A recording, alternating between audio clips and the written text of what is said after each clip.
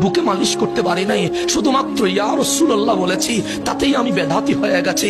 শুধুমাত্র নবীকে দাঁড়ায়া সালাম দিয়েছি, তাতেই আমাদের বন্ধু ফতোয়া দিয়েছে। তারা কি ওই বুখারীর হাদিসটা পড়ে নাই? হযরত উরওয়া বলে, রাসূল ওযু করতে লাগলেন, কানু ইয়াকতাতিলুনা, নবীজির সাহাবায়ে কেরাম আজকে আপনারা ভিড় করছেন মাহফিল শোনার জন্য।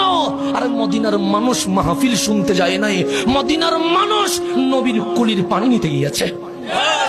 আপনি কোথায় যাবেন? বন্ধু সাহাবায়ে কেরাম ইয়াকতাতিলুনা, নবীর ওযুর পানি নেওয়ার জন্য প্রতিযোগিতা করছে। আমি কুলি করলে কে নিবে? কিন্তু রাসূল কুলি করছে। সাহাবায়ে কেরাম বলেন, নবী রে, আপনার পেয়ে আমরা ধন্য হয়েছি, আমরা আপনার কুলির পানি নিব। আমার নবী নাকে পানি দিলেন, সাহাবায়ে কেরাম নাকের পানিগুলো নিয়ে নিলেন। আমার নবী কদম মোবারক দ্রুত করলেন, সাহাবায়ে কেরাম নিয়ে নিলেন। হযরত উরওয়া বলছে, যারা সামনে ছিল ওরা নবীর ওযুর পানি মুখে বুকে পিঠে লাগাইলো, কিন্তু